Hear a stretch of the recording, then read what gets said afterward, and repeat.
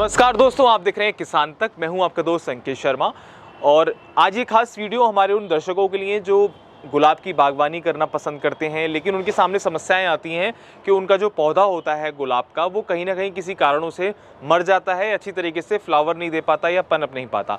हमारे साथ मौजूद हैं हर्षवर्धन जी, जो दिल्ली के सराय जुलेला में काफ़ी लंबे समय से अपनी छत पर गुलाब की बागवानी कर रहे हैं। तो आज जानेंगे उनसे, कुछ टिप्स लेंगे अपने दर्शकों के लिए कि कैसे वो अपने गुलाब के पौधे को और हरा भरा कर सकते हैं और अच्छे से अच्छे फूल उससे ले सकते हैं। बहुत बहुत स्वागत है आपका।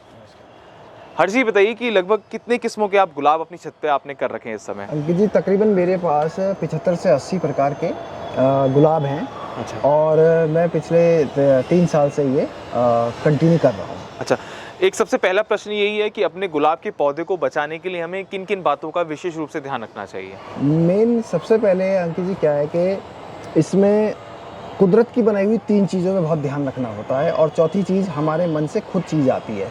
तो उसमें कुदरत की बनाई हुई चीज़ें हैं हवा, पानी और धूप। ये अगर आप पर्याप्त मात्रा में दे पाएँ तो गुलाब आपका बहुत अच्छे से खिलेगा। और चौथा जो बहुत इंपॉर्टेंट चीज़ है वो आपके पास खुद है और आप खुद दे सकते हैं, आपका अपना कीमती समय। अगर आप अपना कीमती समय दे पाएंगे तो गुलाब को और कुछ नहीं चाहिए।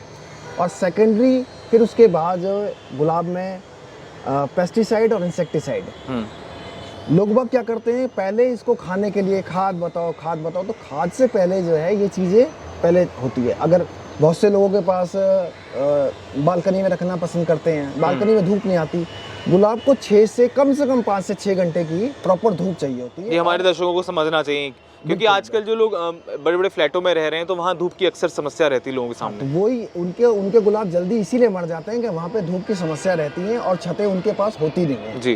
तो जैसे मेरा अपना घर है तो मेरी अपनी छत है, तो मुझे तो कोई ऐसा स्पेस की समस्या है नहीं, तो मैं मेरे छत पे पूरा प्रॉपर धूप लगती है। और इसमें सेकंड चीज़ है एयर वेंटिलेशन भी होना बहुत ज़रूरी है। जब धूप प्रॉपर लगेगी तो एयर वेंटिलेशन भी होगा। और तीसरा जो है कि समय समय पे वाटरिंग। गुलाब को सबसे पहले पानी चाहिए होता है, गुलाब को पानी बहुत पसंद है। तो ये सब चीज़ें हैं। अच्छा, एक चीज़ मैं देख रहा था कि इसमें जैसे आमतौर पर हमारे घर में जो पौधे होते हैं उसमें मिट्टी होती है, लेकिन यहाँ पर कुछ और ही है। एक बार आप आके दिखाइए कि यहाँ पर आपने किस किस चीज़ का प्रयोग किया है यहाँ पर। अंकित जी, ये यहाँ पे इधर जो है ये सिंडर है। अच्छा। ये एक जला हुआ कोयला होता है और इसमें गुलाब बहुत अच्छे से पनपता है और बहुत अच्छे से चलता है। और दूसरी चीज़ ये है कि इसमें पानी होल्ड नहीं होता। अच्छा। ये अच्छे से पानी निकल जाता है, मॉइस्ट रहती है, सिंडर मॉइस्ट रहता है और गुलाब को मॉइस्ट ही मीडिया चाहिए। इस वजह से जो है बहुत अच्छे से ये चीज़ें चलती हैं। अच्छा, बात करते हैं फर्टिलाइज़र की। जैसे कि आपने बताया कि लोग पहले जब पौधे पे देखभाल करते हैं तो कहीं ना कहीं उन्हें ऑर्गेनिक फर्टिलाइज़र पे बड़ा जोर चल रहा है, तो आप किन किन तरीके का फर्टिलाइज़र इसमें प्रयोग करते हैं? क्या खुद बनाते हैं या मार्केट में कुछ ऐसे अवेलेबल हैं जो आप इसमें प्रयोग करते हैं? अंकित जी, मैं केमिकल बेस्ड भी और ऑर्गेनिक दोनों तरह के करता हूँ। और पिछले जो है 3-4 साल से मैं जब से गुलाब उगा रहा हूँ तो मैं ये नवल एग्रो के ये प्रोडक्ट यूज़ कर रहा हूँ और अच्छा। मुझे इनसे ड्रास्टिक रिजल्ट मिल रहा है। बहुत अच्छे से जो है इनका रिजल्ट इतना अच्छा है और कहने की ज़रूरत ही नहीं है, आपके सामने। बिल्कुल। तो क्या अगर आपके पास कोई दर्शक हमारा आपसे कनेक्ट होना चाहता है या जो लोग आपके पास आते हैं, तो ऐसा भी है कि आप लोगों को ट्रेनिंग भी देते हैं लैंडस्केपिंग की या इस तरीके की बागवानी करने के लिए? हाँ अंकित जी, मैं इस प्रकार के भी काम भी करता हूँ और मुझसे कोई जुड़ना चाहे तो मोस्ट वेलकम। अच्छा, और क्या क्या चीज़ें हैं? जैसे लोग शौकिया तौर पे नर्सरी से ले तो आते हैं प्लांट्स, उन्हें किस किस चीज़ों का ध्यान रखना चाहिए जब भी वो प्लांट लेकर आएँ नर्सरी से? तो पहचान कैसे करें कि ये सही पौधा है और इसको हम अपने घर ले जाएंगे तो ये अच्छी तरीके से फ्लावरिंग देगा? नर्सरी में जो है आप उसके पत्ते देखें और उसकी जो है आप स्टेम देखें, स्टेम देख के कोई कीड़ा तो नहीं लगा हुआ है। और उसके बाद जो है अच्छे से जो है कोई स्केल की समस्या तो नहीं है। स्केल एक बहुत बुरी बीमारी होती है। अच्छा। उसका देखें, देखने के बाद जब आप पौधा आपको हेल्दी लगे, पौधा खुद बोल जाएगा कि मैं जो है बहुत तंदुरुस्त हूँ और मुझे लेके आप चलो।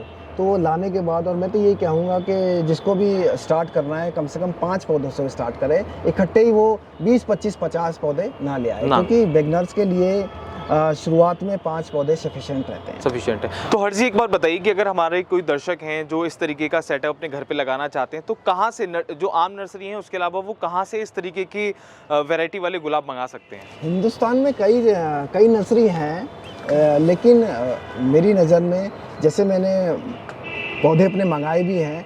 एक पुष्पा वितन है बंगाल में, वो नर्सरी बहुत अच्छी है, जिनके मालिक शिवशंकर हैं, और दूसरी नर्सरी बरेली में है, वो पुष्पांजलि बरेली के नाम से हैं, वो टंडन जी हैं। ये दोनों बहुत ही अच्छे जो है पौधे प्रोवाइड करते हैं, और अगर आप उनसे जुड़ना चाहें तो अंकित जी उसमें नंबर उनका डाल देंगे। बिल्कुल। और मतलब उनके पौधे मैंने जैसे दिए, उनके पौधे बहुत अच्छे होते हैं। बिल्कुल।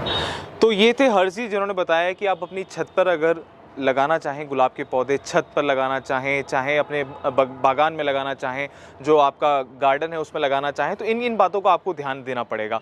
और हम भी आपसे यही कहेंगे कि अपने पौधों की अच्छी तरीके से सुरक्षा करिए, उन पर हवा, धूप और जो पानी है उसका परस्पर उसमें मिश्रण रखिए, जिससे कि आपकी जो पौधे की सेहत है वो अच्छी बनी रहेगी। अगर भविष्य में आपको किसी भी प्रकार की कोई समस्या होती है गुलाब की गार्डनिंग से संबंधित, तो आप हमसे पूछ सकते हैं, किसान तक पे आप हमसे जुड़ सकते हैं। और हर्ष जी का जो भी नंबर है, कॉन्टैक्ट नंबर और डिटेल्स हम आपको इस वीडियो के माध्यम से, अपनी इस खबर के माध्यम से आपको दे देंगे, तो आप हर्ष जी से संपर्क कर सकते हैं। बने रहिए हमारे साथ, देखते रहिए किसान तक। धन्यवाद।